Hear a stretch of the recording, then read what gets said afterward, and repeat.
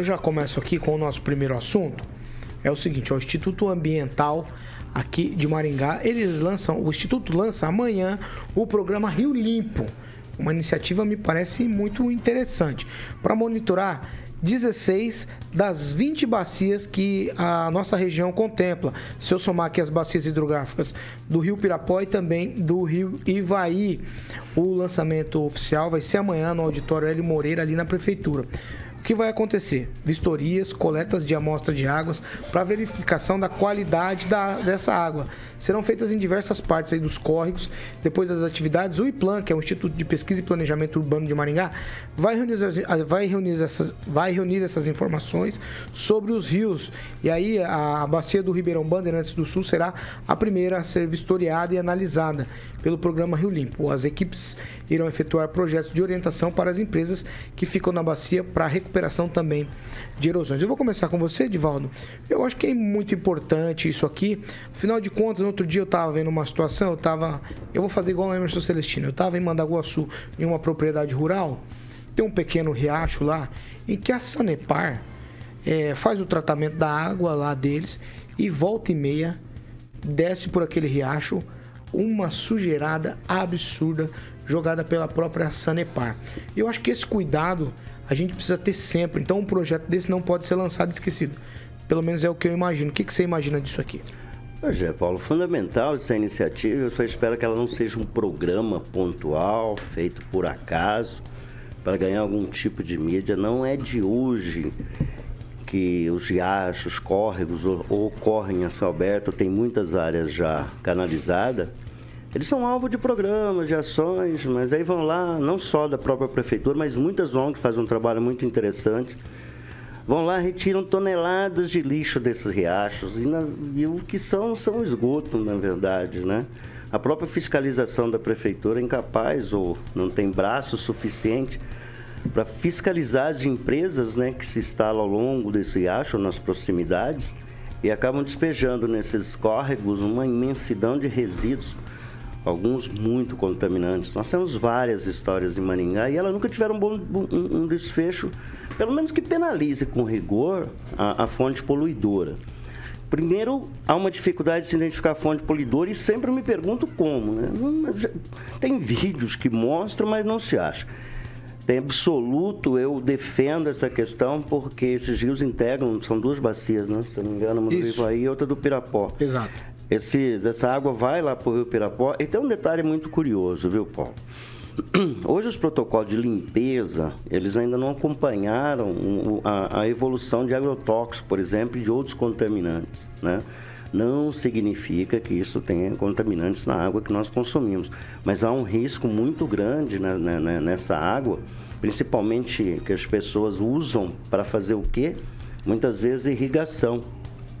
A plantio de hortifrutis em regiões que se usa a água de alguns riachos para fazer irrigação, que é outro problema sério.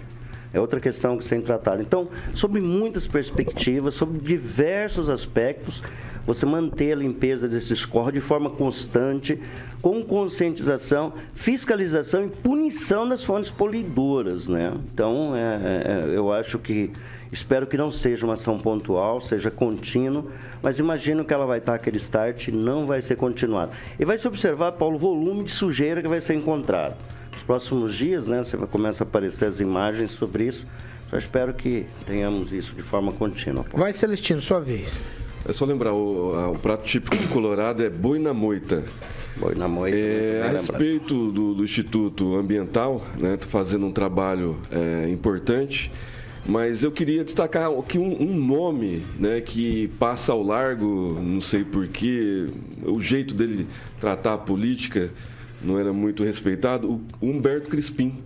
O Crispim fazia um trabalho extraordinário, fez um trabalho extraordinário na Secretaria de Meio Ambiente e fazia um trabalho muito bom no IAP, quando era o ex-governador Requião. E o Crispim sempre cuidou muito bem dos córregos de Maringá, sempre cuidou dos fundos de vale muito bem.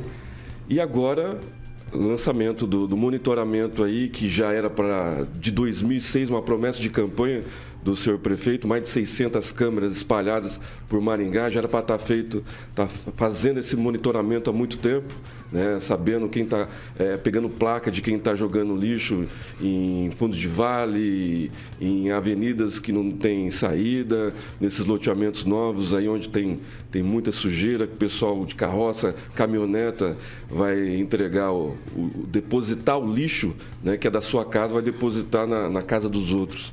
Então, assim, é importante esse monitoramento e eu espero que seja constante, né?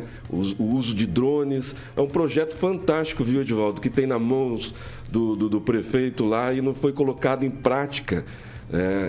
Um amigo nosso, o policial federal Hélio Lopes, que entregou pronto na mão do prefeito, e eu sou testemunha, de graça, sem pedir contrapartida alguma, entregou na mão do prefeito um projeto fantástico que vai de encontro com as 600 câmeras que ele prometeu lá atrás, monitorando tudo com uso de drones para pegar fundo de vale, né, o pessoal jogando lixo na hora e multar, principalmente multar essas pessoas que fazem isso com o meio ambiente.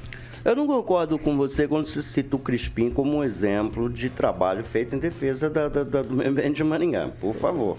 Mas é uma opinião pessoal, respeito a tua opinião pessoal com relação a isso. Mas eu me lembro que todo dia da árvore... E eu nunca fui partidário dele, tá? Eles iam lá no Rio Pirapó e plantavam um monte de árvore. Todo ano. E aí eles plantavam no mesmo lugar as árvores, porque as árvores, se não plantar e não cuidar das árvores, elas morrem. Então eu podia citar algumas coisas em que pesa a história do Crispim, tá? As contradições, as controvérsias da sua carreira política. Jogar livinos, mas eram... rios, né? Sim, todo ano fazia a mesma coisa no mesmo lugar. Quem acabou queirosando no Parque do Ingá, cipós, um monte de coisa que foi deixado para trás. No Parque do Ingá é prática cotidiana que deve ser executada pela CEMUS, pela Secretaria de Infra agora. Se você for ver lá no Bosque 2, os alambrados todos arrebentados, cipó tomando conta da via não bairro centro, você vai ver que está bem descuidado. Na época do Crispim não era assim no meio ambiente, houve um trabalho na gestão do Lissa de cercar alguns fundos de vale, não foi dado continuidade para fazer em todos, deveria ter sido feito. Outra coisa, calçamento, nós temos um problema aqui na Praça do Avião, logo na sequência que começa ali a Petrônio, né? Petrônio Portela, de um lado foi feito e do outro lado não, então está uma interrupção. Eu que agora sou obrigado a andar a pé ou de Uber, né? Porque nesse governo caiu bastante meu padrão de vida. Caiu mais 18 centavos a gasolina hoje, é que você vai poder. 18 centavos. A partir de amanhã a gente vai falar. Professor Itamar, aí a gente está falando aqui, professor, de um projeto lançado pela Prefeitura de Maringá para cuidar das bacias hidrográficas. Das 20, esse projeto, Programa Rio Limpo, vai cuidar aí de 16. Então, eu acho que quando se fala em meio ambiente, preocupação com o meio ambiente, esse tipo, o foco tem que ser isso. Eu sou do partidário do ex-ministro do meio ambiente, o Ricardo Salles, que defendia exatamente isso. Então, nada mais necessário para o cidadão, que as pessoas gostam de falar em coisas abstratas, em coisas grandes, em que elas efetivamente não podem fazer nada. Então, dá para falar muito, dá para discursar, mas tratar dos mananciais, dessas coisas pequenas que fazem, inclusive, a diferença, que melhoram a qualidade de vida das pessoas, é muitíssimo importante. Eu acho que isso é o foco, né? Quem diria eu ter que elogiar aqui a iniciativa do prefeito de Maringá, né? Mas eu acho que está no caminho correto, né? E a observação, inclusive, não sei a quem cabe isso, né? Mas das matas ciliares para proteger os ribeirões, né? Exatamente para impedir que, eu não chamo de agrotóxico, né? Eu chamo de remédio das plantas.